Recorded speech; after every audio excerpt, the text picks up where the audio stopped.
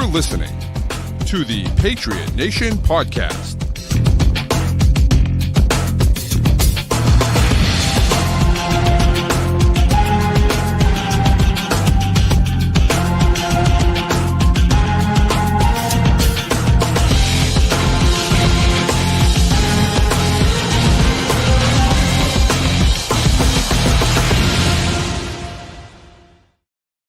All right, welcome into another edition of the Patriot Nation podcast. As always, a proud member of the CLNS group of podcast. Make sure you download and subscribe to all those great shows to get great Patriots content all week long. But tonight, it's me, Pat Lane, with your guy, Matt St. Jean. And Matt, the legal tampering period has begun, and people are very upset at the level at which the Patriots are tampering. They're not tampering nearly enough for people, and people are not pleased about it. There is so much vitriol today, and I was not expecting this. The new league year hasn't started. The new league year has not started yet. Pat, we're on to the 2028 NFL draft. And somehow people are convinced that the Patriots suck. It's just like, okay, sure, Kraft is cheap and won't spend any money and blah, blah, blah. Like, stop it. It's crazy. Yeah, it's insane. Obviously a disappointing start to free agency. We are also 10 hours in with a lot of good players still left and 11 draft picks to be made. So, like, I wish they did more, and also, that happens. Right. And I listen, I'm upset they missed out on Pierce. I'd feel a lot better if they had signed Pierce. I don't know if they were willing to go to the mat for Alec Pierce. I know there's a lot of people that didn't want them to. I thought they should have, but I don't know if Alec Pierce could have done that, right? I just that's one of those things that, like, would Alec Pierce have signed with the Patriots even if they had offered him $30 million a year? I don't know the answer to that question, right? He's going to say he left money on the table because I would always say that. Like, I would always say that. If I'm ever coming home, I would always say that. Because why wouldn't you, right? You're instantly the hero who took less money to come back home. Whether it's true or not, who cares? It doesn't matter. So, that's what I would always do. But this is the type of stuff. Like, what are we talking about? Ben Brown is not going to be the starting left guard for the Patriots. 2 guards have signed so far. Two guards have signed so far in free agency. Like, there's a million guards available. There's also a chance the Patriots draft a guard at 31 overall. Like, let's pump the brakes, people. Yeah. The roster today is not the roster that's going to take the field week 1. Right. Like I said, there are a lot of good players left in free agency, or at least relative to free agent standards. It's a bad free agent class. And they have 11 draft picks to make. Yes. Not to mention, if we're going to talk trades, they have months and months to make trades. Mm-hmm. And I think we've said, let's start with a receiver right off the top, because I think that's where you got to go. I want to start with the A.J. Brown of it all, and maybe we can work back Alec Pierce. Yeah. I don't think A.J. Brown gets moved before June 1st. I don't think he was ever going to get moved before June 1st unless someone was willing to give up something incredibly stupid for him. He's going to be 29 years old. He's declined the last 2 seasons. He's got bad knees, and he wants out from a team that is the Super Bowl champion. It's a weird situation going on right there. And it's going to cost the Eagles $20 million if they get rid of him now. The Eagles have a very clear out after this season. I think the most obvious path the whole time was that they were going to see if someone would give up something stupid now. No one was going to give up something stupid now. They're going to see if they can get A.J. Brown to buy back in and play out the season. And if you won't, you make a deal in camp or at the trade deadline. Right. And if you get him to buy back in, then either it works and you keep him, or it doesn't work and you move him after the season. Right. I'm not giving up 2 first-round picks to get 2 or 3 good years of A.J. Brown, which it seems to be is what the asking price was. That doesn't make any sense. It makes 0 sense, especially when we've seen receivers come in and be incredibly successful in year 1. Year 1. These guys come in and they dominate immediately. And they're not just the guys that are taken in the top 5 anymore. Like, yes, those guys are important, and yes, those guys do very well. But there are guys taken in the second round and taken in the third round, even, and sometimes taken in the fourth round, and sometimes even taken in the fifth round, like Puka Nacua, that come in and dominate right away. That happens. So why would you give up 2 first-round picks for A.J. Brown, who's 29 years old with a bad knee? What are we doing? Like, what are we talking about? I almost think if you're the Patriots, right? What if the Patriots, after the draft, on June 2nd, trade their 2027 second-round pick for A.J. Brown? And then everyone who's been crying and whining and complaining for months looks like an absolute moron. Yep. And it just like, I just don't understand what people are upset about. Like I get it. I get that we want A.J. Brown. I would like A.J. Brown on my team as well. I've wanted A.J. Brown since 2019. Right. So like it's one of those things where it's like, yes, we want A.J. Brown on the team. But like, at what cost? Right. And that's really what it comes down to, is that I'm not going to mortgage the future of the team for a 29-year-old wide receiver. Washington just did this. They just did this. They just traded for Fat Debo. What are we doing? Like what? Yeah. Like, what are we talking about here, man? And A.J. Brown's better than Debo Samuel. I get that. Much better. You'd But have the to give up draft a lot capital more is to get also much. Yeah. 100%. Yeah. And it's like I don't know. I look at the guys available on the trade market. We're talking about A.J. Brown. He's on the trade market because there's some real question marks there, question marks that will be factored into the price of moving him. If the reports are the Patriots have offered a lot to get him, and the Eagles are still saying no. Can't blame the Patriots. They're willing to give up a first-round pick and then some for A.J. Brown, and the Eagles still said no. All right, well, if you're going to say no to that, then fine. We're going to do something else. Because I would like receivers. The goal isn't get the shiniest toy for Drake May. The goal is to win football games. So, like, there's 21 other starters that are going to play other than A.J. Brown? And you got to fill 53 roster spots at 90 for training camp. Like, you've got to make sure the other guys are good, too. You need the depth to be there, too. So, like, it's not that's just not good business to give up what Philly was asking. Then I look at Brian Thomas Jr., who still very well may be traded here. The fact that he's on a rookie deal, produced the way he did as a rookie, and the Jaguars are seemingly just kind of willing to give up on him is a major red flag to me. Yeah. And it's possible that they're wrong. I would not say no to Brian Thomas Jr., but we should be measured about the asking price here because he struggled last season. They had to trade for other receivers to fit him into a role that would actually work for him on the team. Like he is definitely not a number one at this point in his career. And I'm just not giving up a first round pick for a guy who is not a number one. Like when we're looking at what Brian Thomas Jr. is, like I a second for him, sure. But a first round pick for a guy who's on that deal and his team doesn't want him anymore, I would like to know a little bit more before I'm going to pay that price. Yeah. Yeah, I agree. And that's, like I love the idea of bringing Brian Thomas Jr. in. But I also think that it's a little silly to, to be looking at it and saying, oh, okay, well, sure. Let's give up a first round pick for him. I don't know. Like, it is, I don't know. It is what it is. And Connor in the chat's asking about Romeo Doubs. I think Doubs will be a good pickup for the Patriots. I don't know. I don't know how much different he is than Kayshon Boutte, but I do think he's a good receiver. He makes your receiver room better. I think it's worth pointing out that Doubs he's played 4 seasons in the NFL. 3 of them have been more productive than any season Kayshon Boutte has had. Yeah. He's not a number one. He's a quality number 2 receiver. He can play outside the numbers. He's not like massively going to elevate you, but he's better than Mac Hollins. He's better than Pop Douglas. He's better than Kayshon Boutte. He makes life easier there.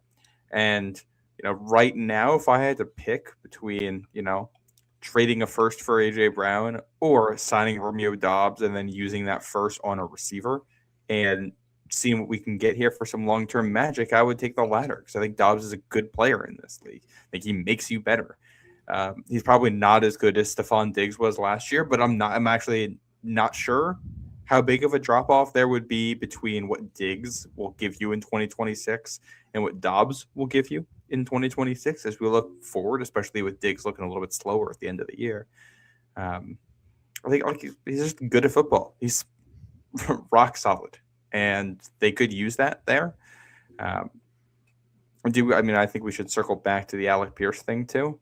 Yeah. I personally would have been willing. Well, not me. I don't have the kind of money. I would have been willing for the Patriots to give up $29 million a year for Alec Pierce. I think he's worth it. I think that's a risk I'd be very willing to take given his profile and his age. Mm-hmm. I also understand why a team might not want to do that. And it doesn't seem like he ever actually hit free agency. Like this screams Chris Godwin situation last year, which I do find it funny how one of the big talking points has been now that Drake May's here, players are going to want to come and play in New England. Like that's not really how free agency works unless you are ring chasing at the end of your career. It's going to be two things. You're going to stay home because you're already comfortable there as long as they give you a competitive offer, or you're going to go to the highest bidder. That's pretty much across the board how free agency works. Patriots give a high bid for Alec Pierce. He decided, I'm comfortable here. I want to stay here. Not a whole lot you can do about that unless you want to get really stupid with the money. And like you can if you want to, but there's a point where that becomes reckless and it's going to inhibit your ability to build a defensive line, to have depth in the secondary, which they need, to flesh out the offensive line, build out depth across this roster, things that they need to do. It's a trade-off. I understand people who are willing to make that trade-off. I understand why the Patriots might not want to do that. Yeah. And look, there's a lot of, by the way, the best free agent, according to pretty much everyone, is still on the board. Right? He's a guy who doesn't wear gloves, who used to play in Cincinnati. So Trey Hendrickson? That's correct. Interesting. I personally would not call him the best free agent. Well, he was on like three boards that I saw. He was number one. Now, whether people agree with that or not, I don't know. But that is kind of crazy. I like Hendrickson. He's like 30-something years old and coming off a season where he could not get healthy. So listen. Concerns me. I'm with you. I'm just telling you. I also one thing. First of all, Corey's upset that I called him out for saying Ben Brown was starting left guard. Apparently, that's Phil Perry's idea. Whatever. If the Patriots are starting Ben Brown at left guard, I will be pissed. Okay, and I will happily call them out. Okay, unless it's because there's some like massive unforeseen injury. Correct. Yeah, right. Ben Brown is a really good like extra offensive lineman. If their plan going into the season is Ben Brown at left guard, we're going to have some serious problems. Okay. Yeah. But that's not going to be their plan. We're not even a full day in. Okay. We're not even 12 hours in yet. There's like 3 guys at guard who I think they could slide in and start right now. So with that issue. Now, this is something we have to talk about because this gets mentioned nonstop. And guess who mentioned it? But Nikhil, the biggest hater in the chat. But for those of you that are not watching on the stream and are listening, cheap craft is what it says. And this is the conversation that I've been having with people. It feels like you have it every other year when they don't spend the most money in the history of the NFL in free agency. That's right. The Patriots have done that not once, but twice. They've given out the most guaranteed money in the history of the NFL 2 times. Yeah, I think they had the second highest spending last offseason, which was only second because Minnesota also spent a ridiculous amount of money. And look how well that worked out for them last year. It just that's the type of stuff where it's, Oh, and this is okay. What drives me crazy about this? The Patriots were cheap for years. Why? Because Bill Belichick was really good at finding value. And this is something we as Patriots fans have taken pride in for like 2 decades, is that Belichick was going to run a tighter ship than anyone else and spend less money and still beat you. And then the second it stopped working, all of a sudden that became a craft issue. Like this is the sport. You're trying to win on the lowest amount of money possible because the less you spend, the more flexibility you have to go make moves, to go make splash signings. Like that's Belichick operates that way. And then in 2014, what do? Then they go make the big signing on Darrelle Revis to add on. Why? Because they've budgeted things well. They know where they have to spend money. They see someone available and they can go make that move. 2016, like Chris Long coming in, Stephon Gilmore coming in 2017. making big targeted signings when you have to fill in gaps. And that's for the most part what the Patriots did in 2021 and what they did last year. There's also minimums of how much you can spend. So like, even if, people like to throw around the thing that the Patriots being last in cash spending, which is largely, I think, them just signing guys and then cutting them early because they paid way too much for guys and wanted to move on from them, combined with the fact that their draft picks were awful and they weren't re-signing any of them and handing out any of that money. It's just like they're spending a lot of money. This isn't baseball where the Cincinnati Reds out here, where there are players that are making more money than their entire payroll is. All of these teams are competitive with spending, and Kraft's doing it outside of this too by building an entire new training facility. Like, I got my issues with Robert Kraft. Trust me on that. His spending in the last, we'll call it 12 months here on the New England Patriots is just not one of those issues. Well, and here's the thing, right? Ultimately, what it comes down to is this. We can look at the contracts. We can look at the football. We can do all that stuff. There's 32 teams in the NFL. 31 of them have PSLs. Now, those of you out there listening may not know what a PSL is, but me as a season ticket holder, I can tell you what a PSL is. A PSL is a personal seat license. It is a fee that you pay to own the seat in the stadium. 31 teams out of 32 have a PSL. Matt, do you know the team that doesn't have a PSL? I don't. That would be the New England Patriots. That's weird. Gee, let's see. When Kraft built his stadium and then renovated his stadium and then built his brand new state-of-the-art training facility for the team, he took $0 in public money. 0.0. The Bills financed their entire stadium.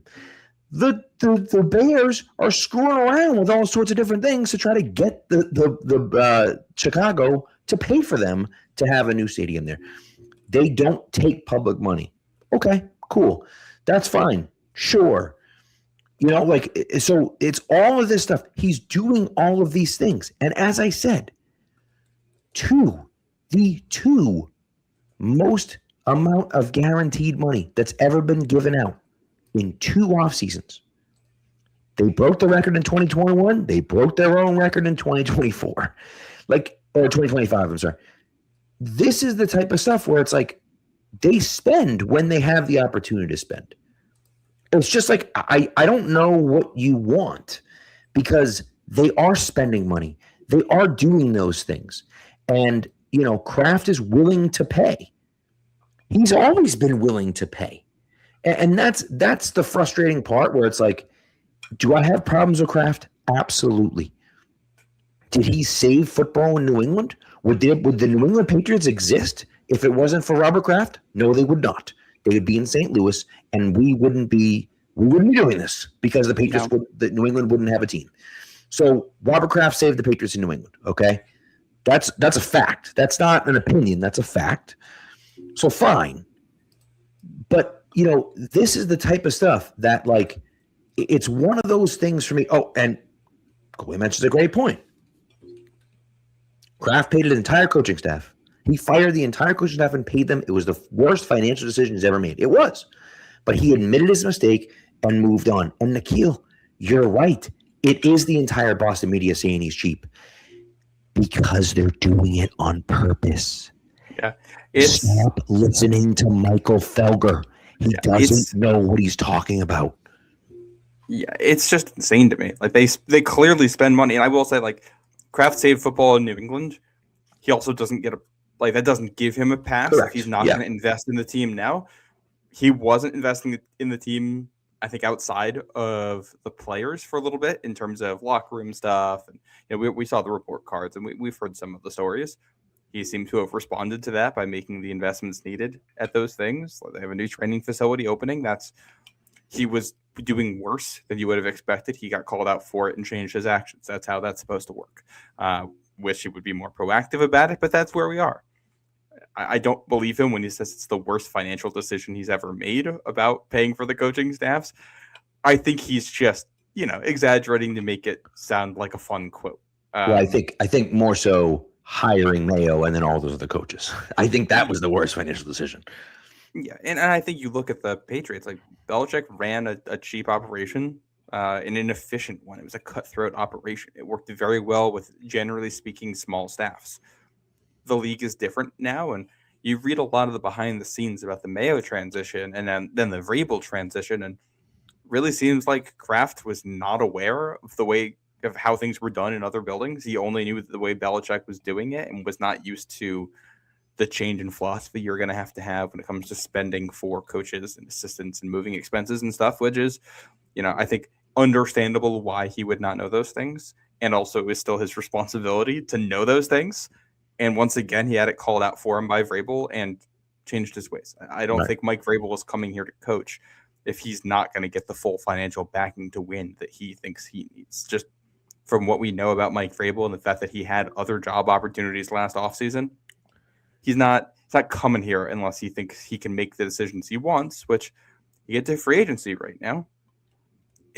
Like or hate the moves the Patriots have made or not made, these are all Mike Vrabel's moves. And he put together a great team last year.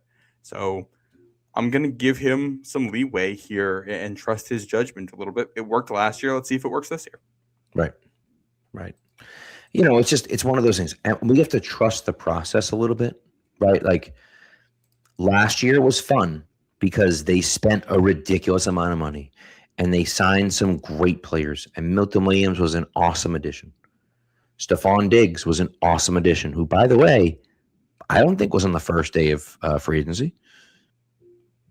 So I think Stephon, I don't remember when they announced the Diggs, but I'm pretty sure it was like a few weeks into free agency. But oh yeah, that came later.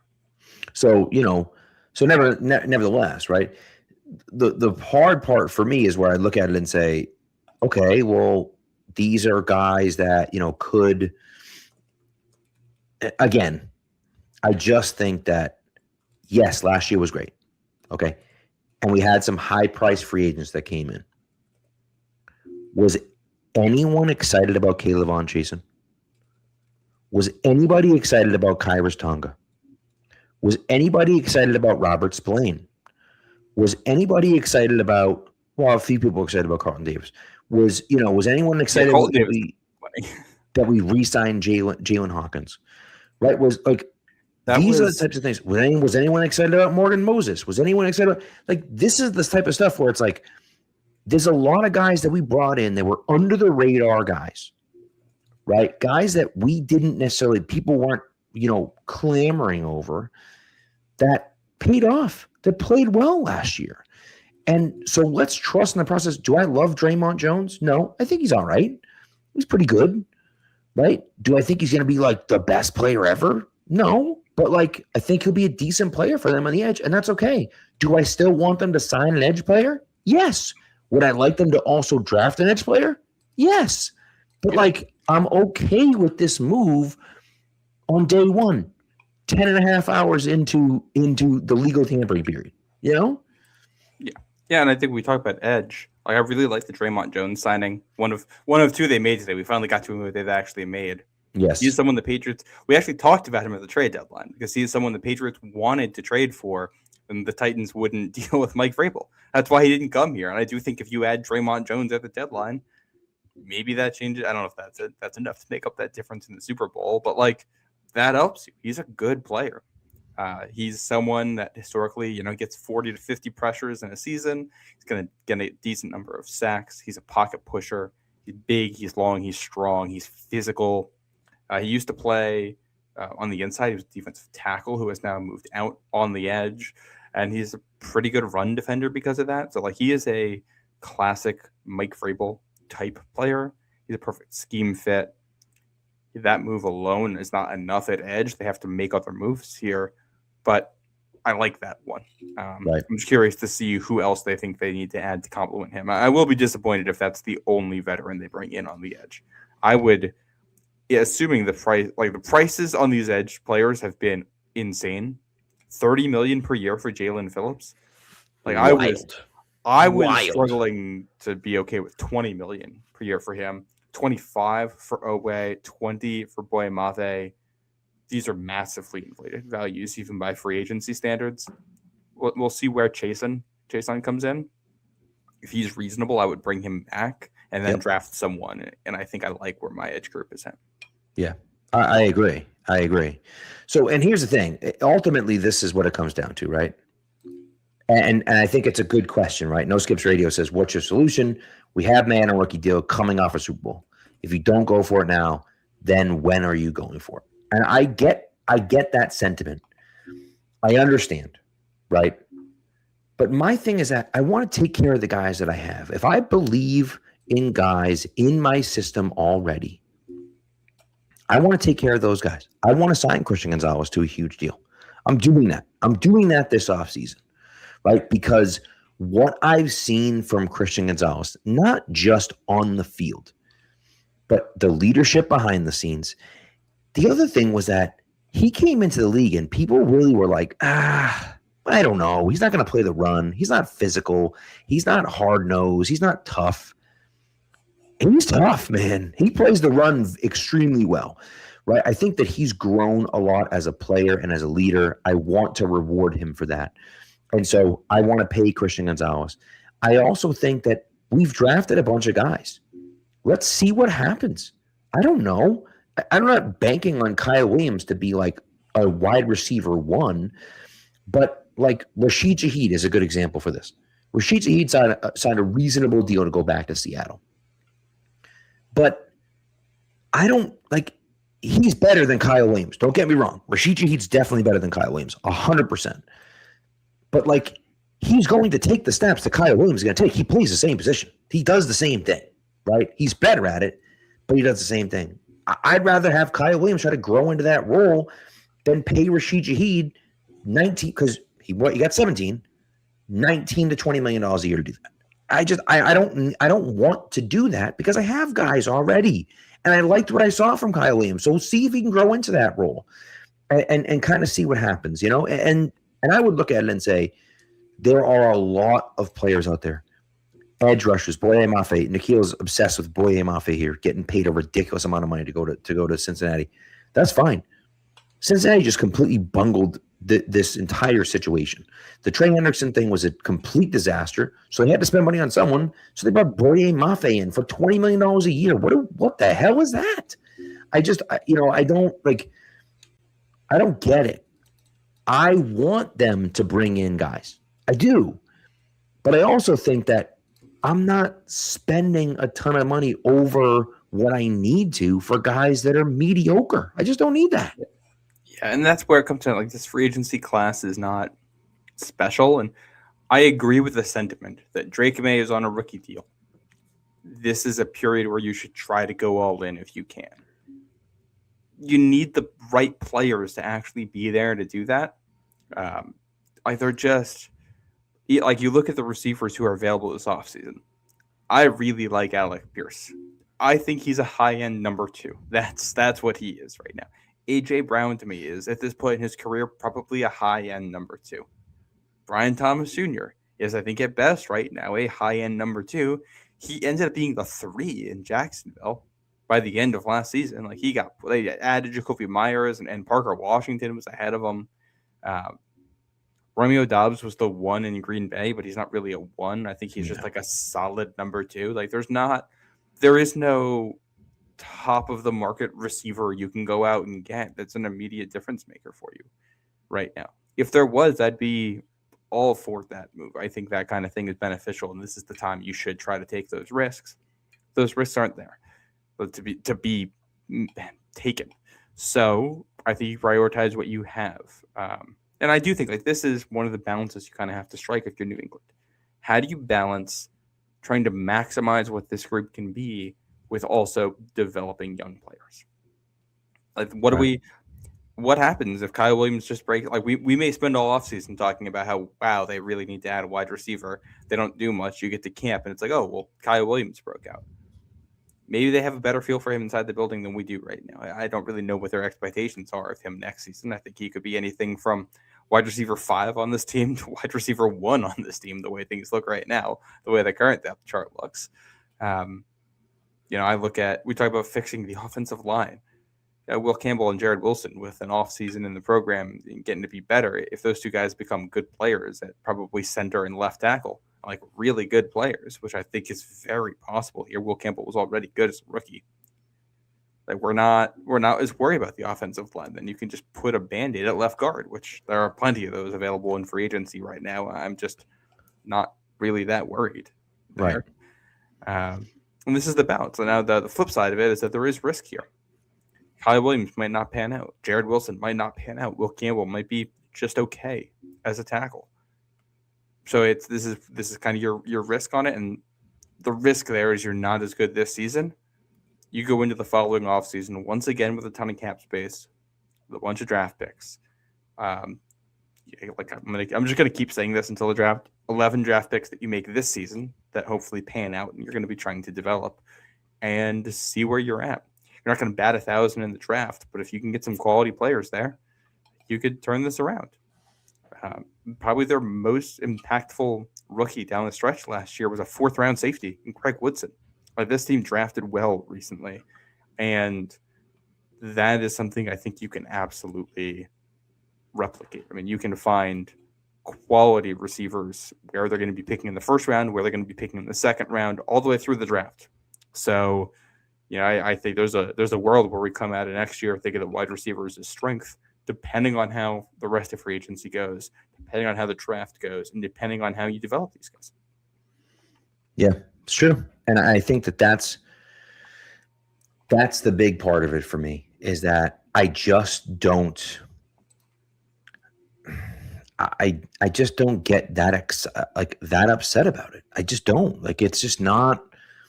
We have all of these different things that we can build this team through.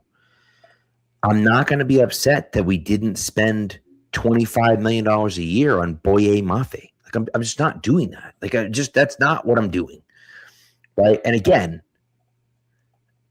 I want a number 1 receiver for Drake May. I do. But it sounds like they've been aggressive trying to get A.J. Brown, and they haven't been able to get him yet. Now, if they continue to stay aggressive, does Philadelphia drop their price? Maybe.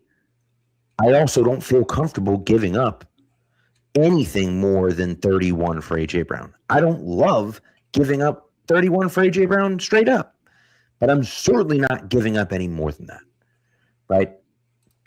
If you're telling me we can sign someone and bring someone, who knows, right? But that's the part of it for me that's like, okay, sure. I want that to happen, but I'm not overspending to do it. And that's what it comes down to. And again, where does a ton of talent come from? The only way that teams can be successful, the only way you look at every single team that has won the Super Bowl from now until go back as far as you want. What do they do really well, Matt? What did they all do really well? Got to draft. They drafted. You got to draft players. You have to. So I know Patriots fans want them to spend money and they want them to bring in good veteran players. And I agree with that. But the veteran free agents that you're bringing in should supplement the great players that you draft. The Patriots, unfortunately, have had shitty drafts for the last God knows how many years, right? Now, luckily, you hit mostly on Christian Barmore. You kind of hit on Ramondre Stevenson. You hit on Christian Gonzalez. You hit on Drake May. You hit on Marcus Jones. Yep, Marcus Jones. You hit on, it seems to be a good amount of players on this draft. Now, to varying degrees, we'll see what Kyle Williams turns into. We'll see what Travion Henderson turns into. We'll see what Jared Wilson turns into. We'll see what, Will Campbell turns into. And Joshua Farmer. And all those guys, right? And, then sometimes, too, it's about, oh, God, this is the second time today. I can't remember 91's name. Elijah Ponder. There it is. Yeah. Elijah Ponder. So, Elijah Ponder was a UDFA for you and played well this year, right? Like, it's all of these different guys. This is where you get good from. You have to get elite play from your draft picks. Look at Seattle. Seattle's like all draft picks. There's all guys they drafted. Right? In the same draft, they drafted Witherspoon and JSN in the same draft. pretty good, not bad. They were like a mediocre team, and then they added Nick Emanwuri, and Right. that And like supercharges the defense. yeah, and so it's just that's for me personally. I look at it and just think you have to draft well. I want guys to come in. I want them. Someone asked about, what would I do? I'm signing a left guard that I think can be my starter day one. That's what I'm doing. Okay. And I think AVT is a favorite there among fans. Yep. I like Joel Batonio. I think Joel Batonio is someone who's experienced vet who Vrabel has worked with before, and that just seems like the easy plug-in. How about Elton Jenkins? Like Elton Jenkins was really good at left guard. They moved him to center, and he couldn't play center because he's a freaking guard. So sign him and put him back at left guard. You know what I mean? Like he's a Pro Bowl left guard. So I'm okay with that, And then if you're sitting there at 31 and Emmanuel Pregnon is there, or another guard that you like is there, you can draft that guy if you think that he's, a plug-and-play starter on day one if you really want to. But you don't have to because you've signed a guy to play that spot, So it's just like that's what I would do. I'd sign another edge. Maybe I'd bring in a linebacker depending on who the guy is. Maybe a Leo Chanel type of player who plays special teams but it can also play defense for you. I want to bring back Jalen Hawkins still. I think that should be a priority for them to bring back Jalen Hawkins. And I think, you probably want to go out and sign a wide receiver. Whether it's a guy to the caliber of Romeo Doubs, I don't know what he's going to command on the market. But I think they should at least bring in some sort of wide receiver. I'd love Romeo Doubs, but if it's not him, somebody else to compete. I think the other name that stands out to me is Jawan Jennings. Yeah. Who I have concerns about his age and injury history too, but if you can get him at a bargain price because of that, I'm definitely interested. He feels similar to Matt Collins, but in the same way that Dobbs feels similar to Kayshon Boutte. You know what I mean? Yeah. So, and I think he upgrades you, and I do think it's a weird offseason overall because the things that we know this team needs to do to get better, there are not necessarily obvious pathways to get those things. So this is what football is all about. I'd love a wide receiver one for Drake May. It's probably not going to happen this offseason unless they hit on someone in the draft. So if we can already rule out like that's not happening this year, the next question is, all right, well, how do you win? What is your next pathway? Part of that's obviously going to be internal player development. Part of that's going to be signing guys. Part of that's going to be drafting guys who you think can be complementary pieces. But this is where coaching and schematics are massive. And I look at the other signing they made today, Reggie Gilliam. Patriots probably had the worst fullback in football last year. Now they have the best one. Yep. He's a very good player. I look specifically at Trevion Henderson as someone who's a gap scheme runner who, he's quite frankly not that good at reading defenses and where to run. But if you give him someone to follow and just say, all right, go where this guy goes and then hit the gas, he can do it and he can punish you. All right, well, we got a fullback for him. And, you bolster that left guard spot and have players get better here on the line. If this offensive line hits another gear next year and you're able to block better and get the running game going, all right, maybe you're only playing with two receivers on the field most of the time.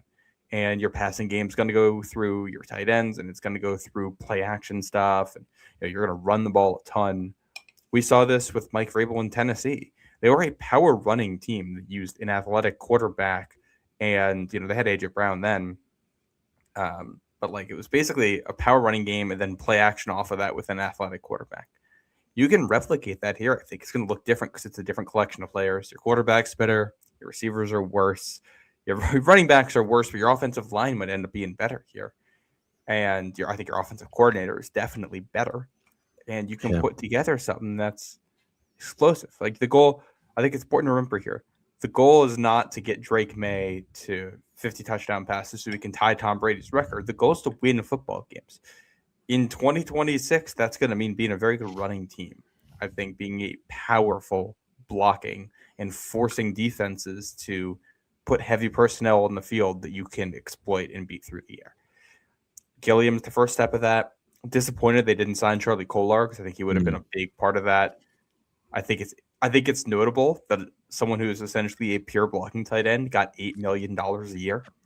I think that tells you a lot about what NFL teams think about the direction the league is going right now.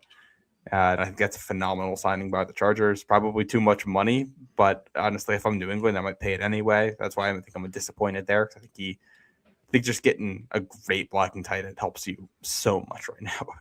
I agree with you. By the way, all the people complaining right now, there are 5 teams that have yet to have signed an outside free agent yet. The Eagles, who won the Super Bowl 2 years ago and were in the playoffs last year. The Broncos, who lost to the Patriots in the AFC Championship game. The Jaguars, who made the playoffs and lost. The Seahawks, who won the Super Bowl last year. And the Packers, who made the playoffs and lost in the playoffs last year. 5 playoff teams. 1 Super Bowl winning team, 1 Final Four team. Those teams all have not signed an outside free agent yet. Is it because they're cheap? Is the Broncos owner cheap? Is the Seahawks owner? Seahawks owner's got to be cheap, right? Like that's got to be why, right? Because there's no other reason why. And I just like it's so stupid that we're doing this. Like this is the type of stuff where it's like we're 11 hours into the legal tampering period. The new year has not even begun yet. So my point is not that we should say forget about it. We don't need to pay anyone. That's not what I'm saying, right? I have no problem criticizing Kraft when he deserves it. I criticize Belichick plenty for the mistakes that he made. And I've brought it up a million times. I will continue to criticize Kraft on some of the mistakes that he's made. I think it was a big mistake letting Kyrus Tonga go. I think that was a big mistake. And that was a mistake they made during the year and not after the year. Was that Elliott Wolf? Was that Mike Vrabel? Was that Robert Kraft? I don't know who it was. I find it hard to believe it was Robert Kraft that was negotiating with Kyrus Tonga. But like whoever it was that was negotiating with Kyrus Tonga, you screwed that up because you should have signed him during the year. It was working out really well. You should just sign him and brought him back, right? And instead, he gets more money and goes to a conference opponent, right? Who you're playing this year. So, like, you know, and the team that you got to get through if you want to win, right? So, it's just I don't like that. So, but those things happen. You're not going to hit, you're not going to hit 1,000 when you're out there. It just is what it is. And so, that's the part of it for me where I look at it and say, okay, like. That's fine. And No Skip says that those teams are way more talented than us. Really? The Packers? The Jaguars? Yeah. We beat the Broncos in the playoffs. Maybe you forgot that. We beat the Broncos in the playoffs. I don't know. The Packers lost in the first round of the playoffs. Like, they didn't win a playoff game. The Jaguars didn't win. Did the Jaguars win a playoff game? No, they lost to the Bills. No. Yeah. So, like, I'm not saying that we're clearly better than them. But I'm saying we're on the same level as those teams, probably most of them. Yeah, same tier. Yeah. Right. And so it's like, again, I want to bring guys in. I would like to be able to go into the draft and feel pretty good about our depth at most positions. Right. That's what I want. I want to say, okay, I feel like we have 22 starters on the team. Yeah. And we're pretty good with it. Now, can we upgrade at some spots? Yeah, sure. We can definitely upgrade at some spots. But I look at it and just say, yeah, like we're here. We feel pretty good about where we're at. And then we can go from there, And I think that ultimately is where I'd like them to be. Again, that means signing a left guard. That means signing another edge defender. That means maybe a linebacker. That means a wide receiver, right? We have a long way to go, right? We have a month and a half left before the draft. So, almost 2 full months before the draft. So, it's just – let's just pump the brakes just a little bit before we go declaring that this team stinks and they don't care about winning. Yeah. Yeah. So I know I 100% agree with all that. If they don't make a single signing and they decide they actually don't want to use any of their 11 draft picks, then I think we could criticize them for not doing anything. But I would agree. And by the way, we've criticized them for this is the stuff that pisses me off. We've criticized them plenty. By the way, I actually gave them a C for Draymond Jones today. So, shut up, people saying that we just care about this and supporting everyone. And I gave them, I think I gave them a pair of B minuses for their signings today. Yeah. I think they're both solid. I wouldn't go further than that. I don't think they handled the Tonga situation well. Valerian Lowe, I think you could take or leave. I think Lowe's probably worth the money he got. He only plays left tackle. he doesn't play right tackle, at least right now. So it puts you in a weird spot where, like, he's a fine backup tackle. You can find a fine backup tackle that plays left and right and be fine. You're going to have Marcus Bryant here for another year. If that turns into anything, I think they can re-sign Thayer Munford if they want to, or not. Or just get another swing tackle that you like. You know what I mean? Find just a different. You can find Thayer Munford in a different font if you'd like. There's a million of guys at that level out there, or trade for someone. See where you're at there. But yeah, I feel decent about where they are.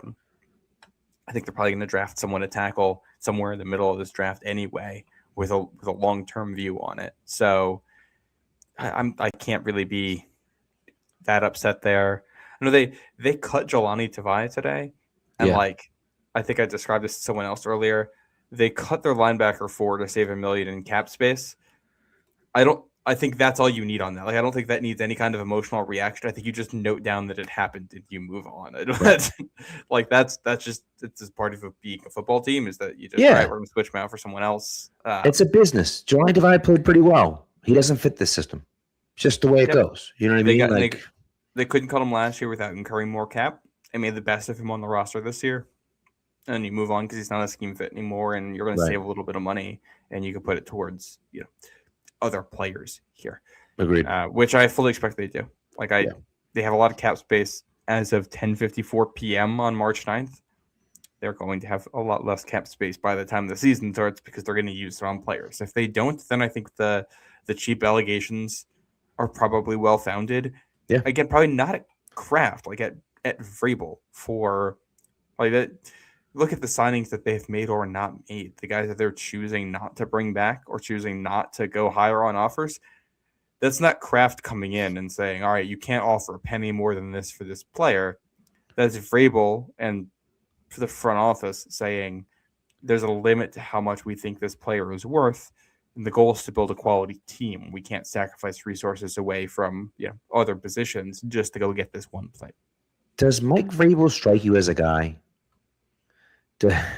Does Mike Vrabel... He does strike me as a guy. Strike you as a guy who will keep his mouth shut if something like that were to happen? If he were to go to Robert Kraft and say, I want X amount of money to pay this guy, and Kraft were to say, nah, figure it out. I feel like Vrabel just wouldn't keep his mouth shut about that. I feel like he'd be pissed about it, and he may not say it, but I feel like he would hint at things pretty strongly, and not in the nicest way. We would hear about it. Yeah. So I think that to me is the only thing you need to know. Like, it wouldn't go unnoticed that that Kraft basically said no to signing a guy. It's just in cases I feel like Vrabel would just do it anyway. He'd be like, "Yeah, Robert, give me the damn pen. Signing your name for this." I don't think. Vrabel's the guy who famously was the only guy in Patriots practice for Brady's entire their entire career as teammates that would go after him no matter what. Yeah. Like this is who he is. He doesn't back down from anyone. Correct. Well, let's take a quick ad break and then we're going to come back. We don't have a ton more left. I don't think we're doing a mock draft today. No, you know what? I was actually just going to say to you, I think maybe we do on Thursday instead of Monday, because we'll be a few days into free agency at that point. Maybe there'll be some more signings at that point, and we can say, oh, left guard is crossed off the list. We don't need to draft a guy like that. So yeah. So shoot your shot on Prize Picks and get $50 instantly in lineups when you play your first $5. That's right. Prize Picks is now giving you $50 in lineups when you sign up and play your first $5. Prize Picks makes every dunk, every dime, and every board that much more exciting. So don't miss this chance to get started on America's #1 app for sports picks. Now, Prize Picks is simple to play. You just pick more or less on 2 to 6 player stat projections. If you get your picks right, you could cash in. Pick from all your favorite sports, anything from basketball, baseball, hockey, UFC, soccer, college basketball, tennis, golf, esports, and more. And don't forget that Prize Picks has early payouts. If your player gets off to a hot start, you now have the option to cash out those winnings before the game even finishes. So what are you going to do? Download the app Prize Picks. Put in the promo code CLNS and to get $50 in lineups after you play your first $5 lineup. That's code CLNS to get $50 in lineups after you play your first $5 lineup. Prize Picks. It's good to be right. Can I bring up a non-Patriots topic just very quickly? Yes. Nighthawk, by the way, says that my mic is more muffled than normal today. I don't know if I'm not hearing that, but no. Okay. That sounds fine to me. Anyways, continue. Sorry. There's the World Baseball Classic going on right now. Good old WBC. Roman Anthony and Jaron Duran are just going back and forth, mashing home runs tonight. I love it. I think that's a good sign. Yep. Yes, it is. I like that. Yeah. As we get closer to Red Sox, I mean, it's Red Sox start this month, and the end of the month they'll be playing. So yeah. Can I also say, first of all, Devin Lloyd signed with the Lloyd. Yeah, haven't you seen? You haven't seen Lego Ninjago? No. Oh, come on, with Will Ferrell, and he's anyways, he's this whole Will Ferrell plays his dad, and he calls him Lloyd, and he's like, my name is Lloyd, Dad, and he's like, it has 2 L's. Your name is Lloyd. I think I would know. I named you.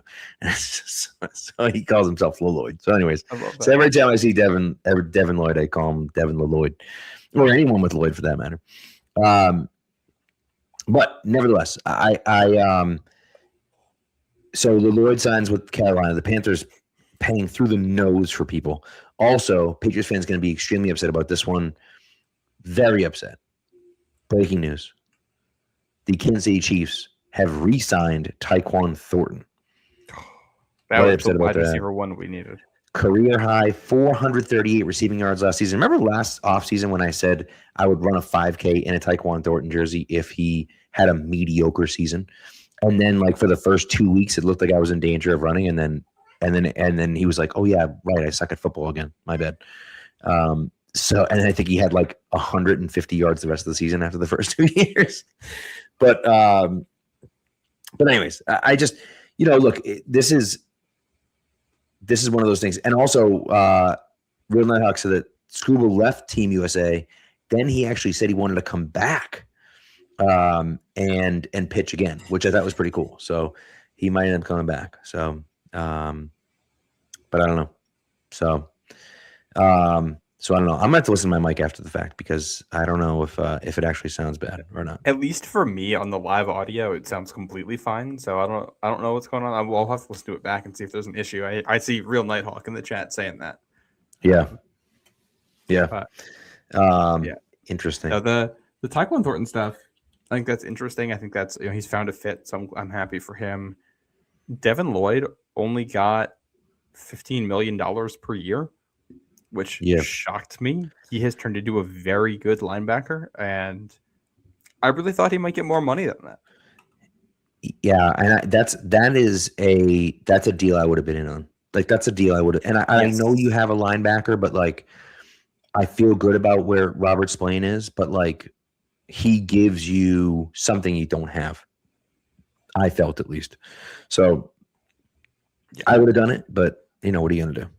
Chiefs, another signing. Chiefs signed Aloy Gilman, which they lost Brian Cook, so that's their replacement at safety. I do think we've seen enough safeties go now that I think the Patriots should try to prioritize either Hawkins or someone else. Don't be the last team. Just getting whatever safety is left, go out there and get the guy that you think you like. Yeah. I see talk about Isaiah Likely in the chat. Okay. I want to talk about the Isaiah Likely thing for just 1 second here. I found it interesting. Some of the reporting this offseason seemed to point that the Patriots really didn't have interest in Likely or tight ends like him. And then in the last week, I think you heard a couple different people, including Chad Graff, the Athletic, explicitly say that they were interested in him. Which I didn't really quite know how to take that. What I will say here is this. Hunter Henry is not a blocking tight end. He's a possession receiver at tight end. You need guys who can block with your other spots because you're not going to get it from him. Right. Isaiah Likely is a wide receiver that plays tight end. He doesn't block at all. I don't think he's a fit with what the Patriots were doing. I think the story would be fun about the BC kid coming to play for the Patriots. I think he's a quality player and an asset in the NFL. Given where the Patriots are, what our team needs are, the way we're trying to build for the future, I don't think Isaiah Likely ever made sense for us. I think if we were going to sign a Ravens tight end, it would have been Charlie Kohler. And I am upset that we didn't make that signing. That's one. Speaking of tight ends, Goldie in the chat asking if Chig Okonkwo from the Titans can block. No, he cannot. That is, I think Chig Okonkwo might be Jonnu Smith too, just not at that crazy high price tag, which if he's cheap, sure, I could be interested in because it's not that expensive, but I don't think he's a difference maker for you. Yeah. And I think I kind of feel that way too. I do think that there are some guys in the draft maybe you could go after. By the way, just to clarify, Isaiah Likely did not go to BC, went to Coastal Carolina, but he is from Boston. Sorry. Yeah. That's fine. But so look, it's one of those things. Likely's a wide receiver, like you said. Like he's not playing tight end for you, and you need another guy to play tight end. Austin Hooper re-signed with the Falcons, or went back to the Falcons, I should say. So now you don't have a second tight end. Listen, I loved CJ Dupree coming out of school last year. Loved him. I thought he was the best blocking tight end of the draft last year, in my opinion. The Patriots signed him as a UDFA. He saw 0 minutes of playing time. That's not true. He was on the field for a few plays, but not many. Right? Ended up being on the active roster because somebody wanted to sign him off the practice squad onto their active roster. And the Patriots said, no, we'll call you up instead. So he was on the Patriots active roster, was a healthy scratch for the vast majority of the games at the end of the season. I think there was one game that he was dressed for and may have played a few snaps in, right? But like for the most part, really didn't play last year. Is there a chance that he takes a step forward this year and he can be your blocking tight end? Maybe not your tight end too, but your blocking tight end, right?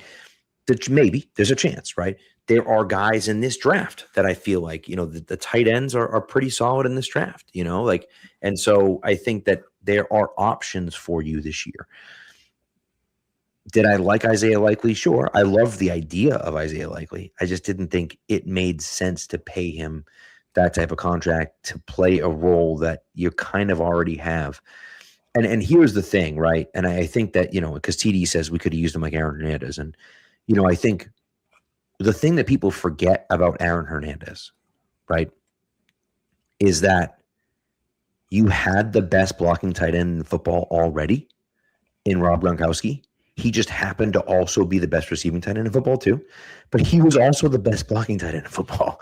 So you can have a guy that can't block his way out of he can't block anyone, right? You can have a guy like that when you have Rob Gronkowski as your other tight end, right? But you need to have at least one guy that can block somebody, right? And I think that, the fullback helps. That's good. You need a tight end that can block people too, right? And so, that doesn't have to be his only job. And again, it could be CJ Dupree. He could be your third tight end that you put on the field just to block someone. I don't know. But my point is that, you have to be able to find a guy like that. And I want someone that complements Hunter Henry, not does the same thing Hunter Henry does, which is what Austin Hooper did. The other thing is if you're able to sign someone who blocks, then you can just draft whoever you want at tight end. You don't really have to worry about scheme fit or anything. You could just draft whatever prospect you like.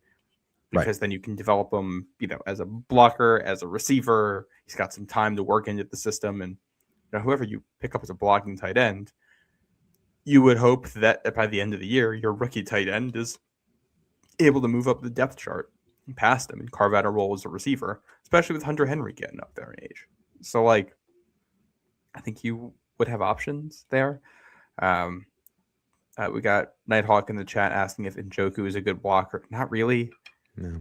It's a weird, one of the guys I looked like Greg Dulcich got good blocking grades last year, but he went back to Miami. There's Charlie Kohler. There's not a lot. I wonder if they would consider trading for someone. I think that might be an option here. It's just that we're looking at paying $9 or $10 million for a blocking tight end to go get Charlie Kohler, and that's a tough. I'm not doing that. That's an edge rusher. I also will say, like, Njoku's not a great blocker, but like, if they would like to sign him, I'm okay with that because he's a dynamic receiver, and I think he shows a little bit, like he cares a little bit about blocking at times. But like, I'm not overpaying for him. You know what I mean? I think that's kind of where I'm at. And again, if you really wanted a number one, let's say you want a tight end to replace Hunter Henry. That guy doesn't exist in free agency for you. It just doesn't. I'm sorry. Isaiah Likely's not that guy. He just isn't. Like, I don't believe he's that guy. If you wanted a tight end to replace Hunter Henry, you have to draft him. He's not available to you or trade for him. Isaiah Likely's not that guy, right? Friggin' Charlie Kohler isn't that guy. Daniel Bellinger, who I like, isn't that guy, right? Like, none of those guys are that guy. So, like, you have to either trade for him or you have to draft him. That's really the way that I look at it. And so, again, I'm not forgiving anything. I'm not saying that, that they shouldn't have done something. I'm just saying that where they're at right now I'm okay with where they're at tight end right now because there's really nothing else you could have done today other than sign a guy like Charlie Kohler. If they had signed Charlie Kohler for $9 million a year, I'd be pissed. So it's like, what are we doing with throwing money away to a blocking tight end? That just doesn't make any sense. So again, maybe CJ Dupree is that blocking tight end. And he can play the role that Charlie Kohler played in Baltimore with two receiving tight ends ahead of him, right? Like, I'm okay with that, and I'm not saying that that's the perfect example. I'm not saying that, but like, I don't hate it. Michael Mayer, Hughes Munkus is asking about Michael Mayer from the Raiders. Like, maybe. That's I don't know. I'm okay with that. Here. I just don't know. You know what I mean? He's also not the best blocker. I don't know. It's weird trying to find these guys right now because I know the skill set. I think the Patriots need at that position. Yeah. Finding guys who fit it. It's just not this particular class. Honestly, between the draft and free agency, I don't think there's a ton that fit that. So I'm curious how they go about filling it. Sadiq will block. He's just not a great blocker. He will. He's like Vernon Davis fullback's body. It's a strange athlete, and I think he'll be good, but I don't know. Like, I mean, if he's there, I would take him, but also, complete side note. Yes. I have to bring this up. There's a Josina Anderson tweet from while we're on air about AJ Brown and the Patriots and the Eagles. I can't watch it while we're doing this, but I think from what people come in here and said about it, I think in the replies, I think it's basically just saying, don't expect anything to happen before June 1st, but maybe it happens after that. But that's not why I'm bringing it up. I'm bringing it up because in the replies, someone said that they're preaching to the choir here. And they spelled choir more incorrectly than I have ever seen it spelled, to the point where I felt like I had to bring it up on air. And I'm so sorry to this person. Do you see this, Pat? Are you looking at it? What come on, bro. This person spelled choir Quyer. Look, that would be pronounced choir. Like, phonetically, that's correct. Linguistically, oh boy. Yikes. Okay. Well, there you go. That was, TD asked about the deal for left guard, draft, or signing a free agent. I think we're in, as Alex Barth likes to call it, Soto territory. Sign one, draft one. Mm-hmm.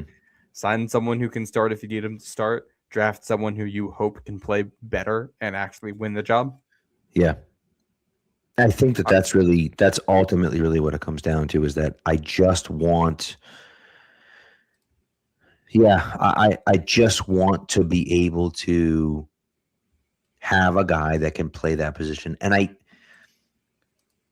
don't mind drafting one, but I really would like to have a veteran presence in there at left guard when you have a second-year left tackle, when you have a second-year center who's playing center for the first time in his NFL career. Like, I think that's that's what I look at and say, I would like to have a guy with some experience there. Now, again, if you sign one and draft one and you get the training camp and the guy you drafted is way better than the guy that you signed, well, then you don't have a choice. You start the guy that's way better. It just is what it is, right? But I think that, you have to invest in the offensive line. I think that that's the number one thing for me. I think moving Jared Wilson to center is a big step forward in that direction. I think that's great. That's where he belongs. That's where he should stay. Now you have to say, we're going to get a left guard. Again, whether it's in the draft, whether it's in free agency, I want it to be both. But again, whatever. Right. And then you have Ben Brown as kind of your super sub. And I think that I'm okay with that. But you definitely have to do that. And you got to protect Drake May. That's the number one thing is you have to protect Drake May. Yeah. No, 100%. So, also, Goalie's asked a few times, Hollywood Brown as wide receiver, in or out? He's like, I'd rather just pay for Romeo Dobbs. Dobbs is just a better player. Like, Hollywood's not a bad player. I wouldn't also say he's a good player at this point. He's fine. It's better than nothing. I also think if you sign him, he might not make the team. Right. So that's fine. I love the idea of Hollywood Brown. But I don't like the player Hollywood Brown. You know what I mean? Like, he sounds fun. He runs fast. He should be. But he's just not that good. And he's fine. He's just not that good. He also just hasn't been, what do you call it? Healthy. Like, he hasn't been that fast lately. He hasn't been a deep threat for a while. Yeah. He's been like a underneath yards after catch guy. Because he's gotten hurt and he's lost that year that he once had that made him a burner and, someone. Yeah. And Joshua points it out too in the chat that, like, same idea with Rashid Shaheed. Like, he's going to take snaps away from Kyle Williams. And I want Kyle Williams to develop into that type of guy. So I want to try to give him those snaps this year. Now, is there a chance that by giving Kyle Williams those snaps this year that we're not as good because Kyle Williams in fact stinks and isn't good? Yeah, maybe. But how the hell are we supposed to find that out if he never gets a chance to play? Right. Yeah. And I think that that's one of those things for me that, like, I'm willing to take a chance on my wide receiver 3 or 4 not being as good as I want him to be. Right. And so I think that that's kind of, that at least is what I would do. And so I think that the Patriots probably are thinking a similar way. But we'll see. TD's asking about the compensation for Dobbs. What do you think he sees? What type of money do you think he gets? He's not approaching anything, anything that Alec Pierce got, I don't think. No, let me. But is he getting 20? Rashid, he got 17. So Jacoby Myers is at 20 right now. Adams 22, Godwin's at 22, Cortland Sutton's at 23. I think he's worse than all those guys. But then I look at, like, Wan'Dale got 17, Judy got 17, Shaheed got 17. I would think 18 or 19 then probably for him, somewhere in that range. And then obviously multiple suitors can drive a price up.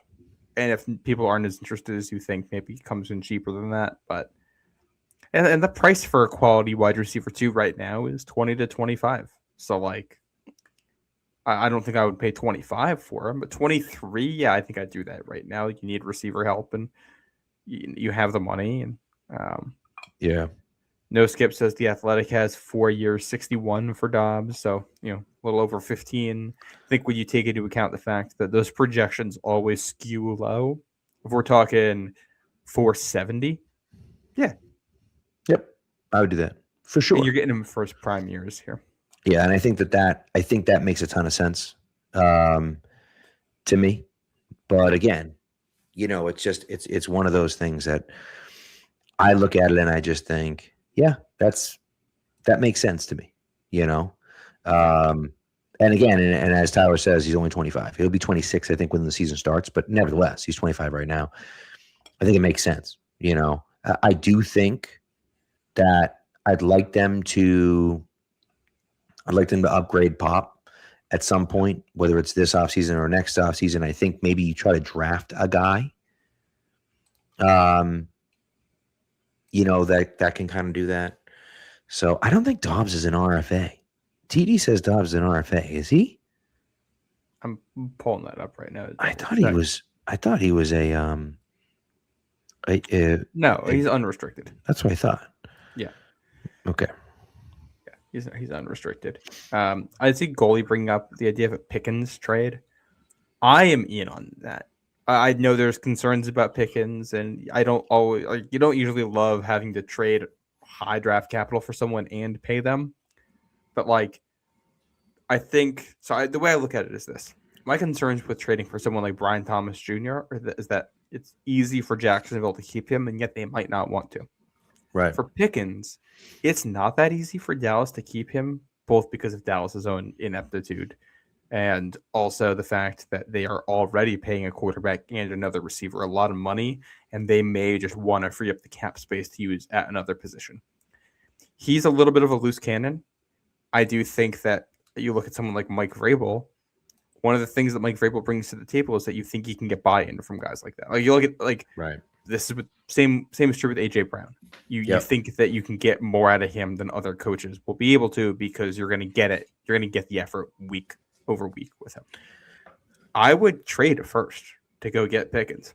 I think he's a superstar. I think he's a perfect fit with what Drake May does. It's a high price to pay, but I think he's better than anyone you would get at 31 in this draft. And I said before, I'm not afraid to make an aggressive move if I think someone's available. I'd put Pickens. I think if there's one receiver who I'd actually consider a true wide receiver one right now, who I think could be available, it would be Pickens. It's just Cowboys actually have to make him available. Well, that's the thing is that is he actually even available? We don't know the answer to that question. Only Dallas knows the answer to that question. So we don't know if he's even actually available. So that may not be that might be a moot point after all. And so we'll see. I'm in on Pickens too. I think I'd be in on Romeo Dobbs too. Both of those guys I think make a ton of sense. Dobbs is an interesting guy. I'm not really sure. So how I feel about him, I think he's good. I think he could get better. Did Green Bay stunt his growth a little bit? They drafted 1 million young guys. I don't know. It's hard to know, right? Because they have Romeo Dobbs, but then they drafted a wide receiver in the first round, and they drafted a wide receiver in the second round after drafting Romeo Dobbs in back-to-back drafts. They drafted a wide receiver in the second round and then a wide receiver in the first round. So, what do they actually think about Romeo Dobbs? I don't know. You know what I mean? That's a weird spot, and that's the hard part. He's really been their wide receiver one when he's on the field for 2 seasons in a row now. Right. He's led the team in targets this year. I think he was 3rd in targets last year, but he was 3 targets behind the leader, only playing 12 games. There are injury concerns there with Dobbs. Obviously the big helmet. Yeah. Everyone notices. And I think the thing with Dobbs, I don't know if there's untapped potential there. I think there's a world where he gets better and finds another gear. I think the most likely one is that he's just a good receiver. Yeah. And he's competent at a high level. He's not going to be super dynamic, but he can stretch down the field. And he can, May can probably get the best out of him. I think he'd fit in the offense. He can. I think an important thing is he can play outside the numbers, which I think you want. He's got quick releases, which I think he does, and he's a very good intermediate receiver. I feel like, and I think that's one of those things that I think they're missing and they need. I like that. Joshua Littlejohn says Dobbs kind of reminds me of David Patton. I see it. Yeah, bigger, but same type of player.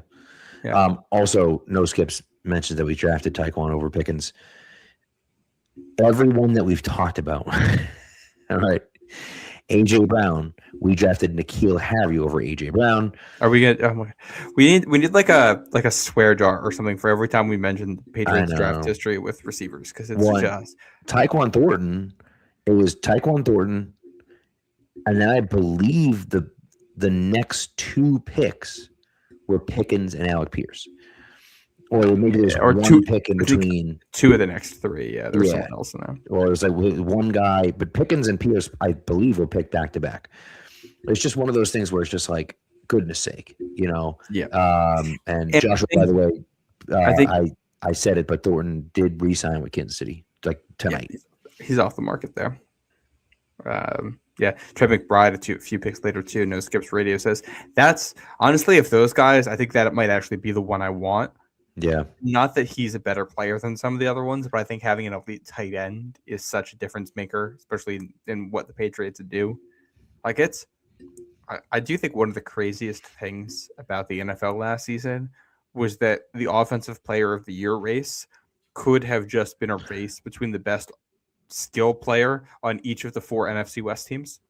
That could have just been Jackson Smith and Jigba, Puka Nacua, Christian McCaffrey, and Trey McBride all fighting for that.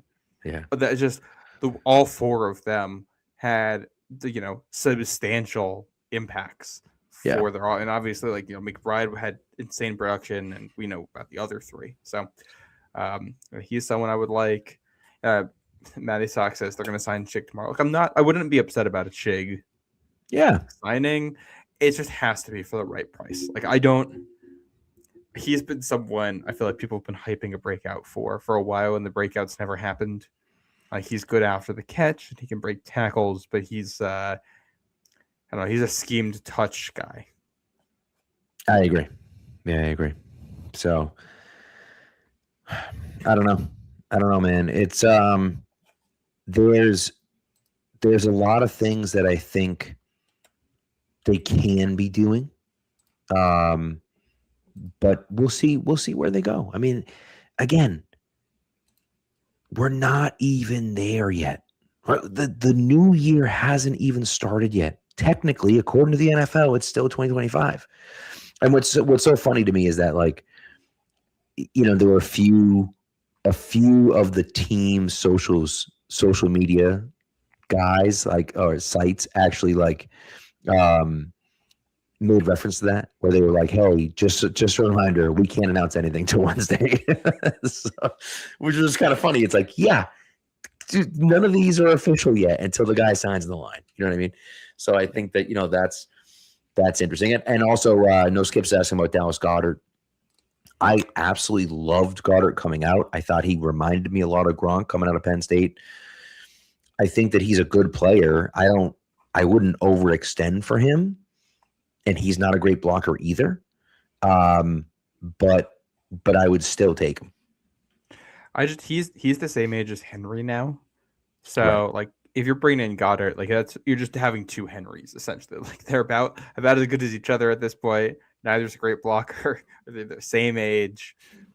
And I think that's fine, but I just don't know how much better that actually makes you. Yeah. Yeah, I agree. So I don't know. But, so. A lot of talk about Romeo Doubs and his speed in the chat. I don't really know what his 40 time was off the top of my head, but when you watch him play, he's fast. He's not like Tyreek Hill fast, but he's fast. He can attack down the field. He can accelerate well. I don't think. Do you know who my comparison was for him coming out of college? It was Nelson Aguilar, which I think would make it funny if he signed in New England. That would be funny. Similar type of guy where he had drop issues in college, but was fast and needed refinement. At his pro day, in a 4.47. Other reported times were somewhere between a 4.5 and a 4.52. No 4.72 anywhere that I can see, at least. So he's fast on tape. He's not elite speed, but he's got speed. According to NFL, at this point, he's played in the NFL. We know how he looks against NFL defensive backs. He's fast enough to beat them. Right. According to NFL.com, they don't have. Do they have anything up? There, they do not have anything up. So there you go. He may have only ran at a pro day, but I'm not sure. Yeah. His combine only has height, weight, wingspan, arm length, and hand size. So it must have been pro day only. But nevertheless, there's a big difference between 4.72 and 4.47. So, but and Bruce, we don't blame you. We don't blame you. Just sometimes weird things happen up there. So, anyways, anything else? Anything you want to add? Anything else we got going on? I think that's it. I mean, I'm just curious about next steps. I think we'll do a mock draft on Thursday once we know a little bit more about where the Patriots are going with things right now, too. I think that'll make it easier, is when we know how they're filling out some of this stuff. I do think my biggest concern right now, like I think you can get a decent player at receiver. I think you can get a Band-Aid at left guard. I think you can add more guys at edge. I am worried that you're going to get to a point where, you feel like after the draft, there's still going to be you're going to be relying on a mid-round pick to probably fill a hole on this team. And that's the reality of this. You're building for the future. You're going to have to hit on the draft picks. You do have to hit on the draft picks now. Like that's going to be a key part of this. You just have to do it. I think the draft's going to be massive this year. And like I said on Twitter earlier today, when you say you have to hit on the draft, that also includes last year's draft, but developing those guys and getting the most out of them. Right. 100%. Yeah. And that's so, yeah, we'll see. I think the draft is huge for them. I also think, again, and I've mentioned this, but I want to have my positions filled before the draft starts. That's what I want. If I were the GM, I want a left guard. I want another tight end. I probably want a linebacker, and I want another edge defender.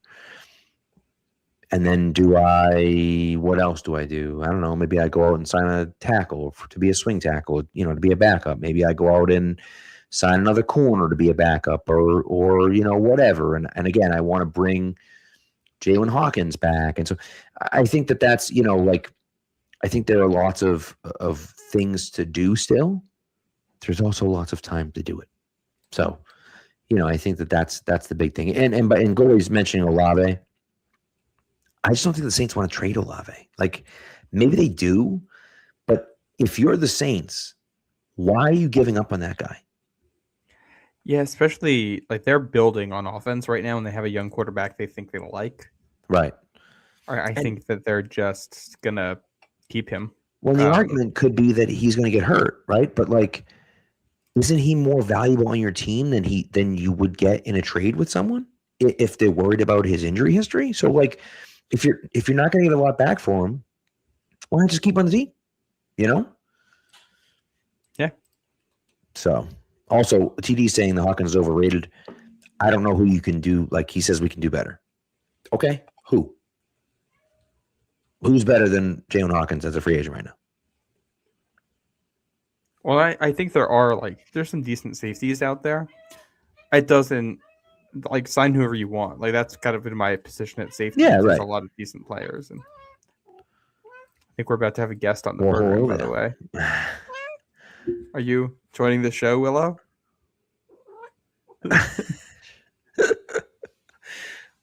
adding a free agent of sorts. I guess here. So. Hi, you're live on air. All right, she's settled. I love it. So, all right. So, anyways, I think that's. I look. I don't know for sure what's going to happen, but that's what I would do if I were the Patriots. I want to try to fill in some gaps there, but I'm not signing. I'm not going out and signing big name guys. I'm not worried about that. And then we'll see what happens in the draft. So, anyways, I love it. I love it. Oh, you know what we didn't do was go over my seven round mock that I dropped this morning. We'll do that Thursday. All right, let's do that. We'll do that Thursday. Thanks, everyone. Love you. Yes, Willow getting lots of comments on there. Willow, nice work. So, anyways, we'll see what happens. Hopefully, the Patriots will have signed some more guys by then, and people will have settled down just a little bit. But nevertheless, we love the passion. People just chill a little bit. It's going to be okay. Keep perspective. Yeah, it's exactly. A long off season. Don't get all your frustration out now. If we're mad about the Patriots this year, we're gonna have a full season's worth of anger that we can get out when they play. Oh yeah. Trust me, when they don't play well, and there's gonna be games where they don't play well. When they don't play well, games. People are gonna be upset. It doesn't matter. Yeah. So, and I think the one key perspective I would keep on this season, and I'm gonna keep repeating this: 2002 Patriots missed the playoffs.